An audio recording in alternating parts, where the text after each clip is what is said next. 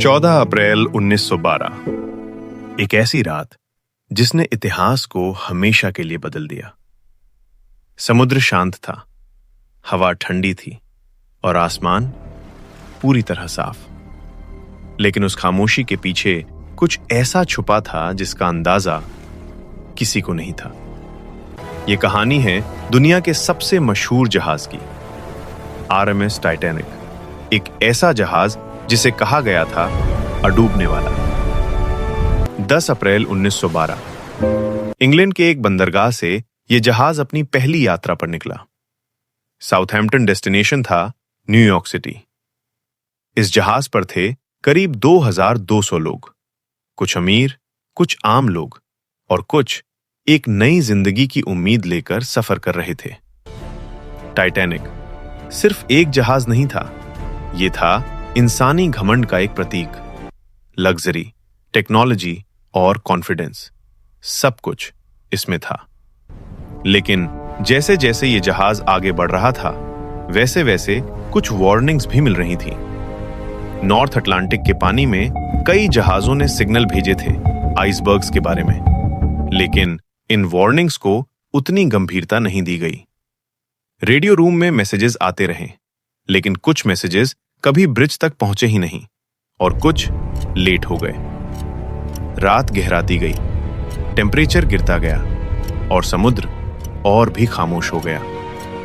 फिर 11:40 एक लुकआउट ने आगे कुछ देखा। एक साया, एक विशाल बर्फ का पहाड़, आइसबर्ग। अलार्म बजाया गया, आइसबर्ग अहेड। लेकिन अब बहुत देर हो चुकी थी।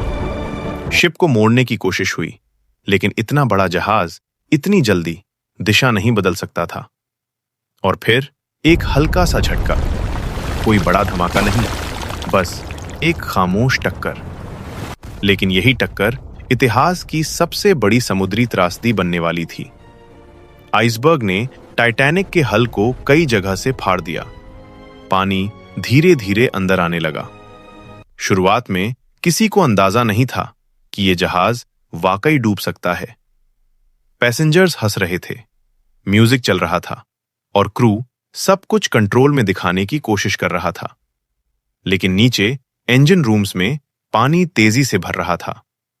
डिजाइन ऐसा था कि जहाज कुछ कंपार्टमेंट्स फ्लड होने के बाद भी सरवाइव कर सकता था, लेकिन यह डैमेज एक्सपेक्टेड से ज्यादा था। धीरे धीरे सच्चाई सामने आने लगी। लाइफ बोट्स तैयार किए गए, लेकिन एक बड़ी गलती, लाइफ बोट्स सभी लोगों के लिए पर्याप्त नहीं थीं। विमेन एंड चिल्ड्रन फर्स्ट, ये आदेश दिया गया। लोगों में पैनिक शुरू हुआ। कुछ समझ नहीं पा रहे थे, कुछ मानने को तैयार नहीं थे और कुछ पहले से ही देर कर चुके थे। लाइफ बोट्स एक एक करके पानी में उतारी जाने लगीं, लेकिन कई बोट्स आधी खाली ही चली गईं। रात और ठंडी होती गई और जहाज धीरे धीरे झुकने लगा। बैंड अब भी बज रहा था, एक अजीब सी शांति के साथ, जैसे वो जानते हों कि अंत करीब है। पानी अब डेक तक पहुंच चुका था। लोग भाग रहे थे, चिल्ला रहे थे, दुआ कर रहे थे। और फिर वो पल आया जब टाइटैनिक 2 हिस्सों में टूट गया। एक हिस्सा धीरे धीरे समुद्र में समा गया और दूसरा कुछ पलों के लिए सीधा खड़ा रहा। फिर सब कुछ खामोश हो गया। ठंडी अंधेरी रात में हजारों लोग समुद्र में थे। पानी इतना ठंडा था कि कुछ ही मिनटों में शरीर काम करना बंद कर देता था। कुछ लोग बच गए, लेकिन 1500 से ज्यादा लोग उस रात हमेशा के लिए खो गए। घंटों बाद एक जहाज पहुंचा, आरएमएस कारपाथिया, लेकिन तब तक बहुत देर हो चुकी थी। टाइटैनिक समुद्र की गहराइयों में हमेशा के लिए गायब हो चुका था। आज सालों बाद भी ये कहानी सिर्फ एक दुर्घटना नहीं है, ये एक सबक है कि टेक्नोलॉजी कितनी भी एडवांस हो, नेचर के सामने हमेशा छोटी ही रहती है।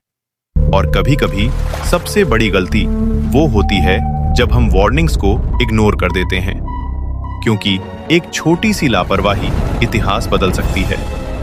और टाइटैनिक आज भी हमें यही याद दिलाता है कि अनसिंकेबल कहे जाने वाले जहाज भी डूब सकते हैं।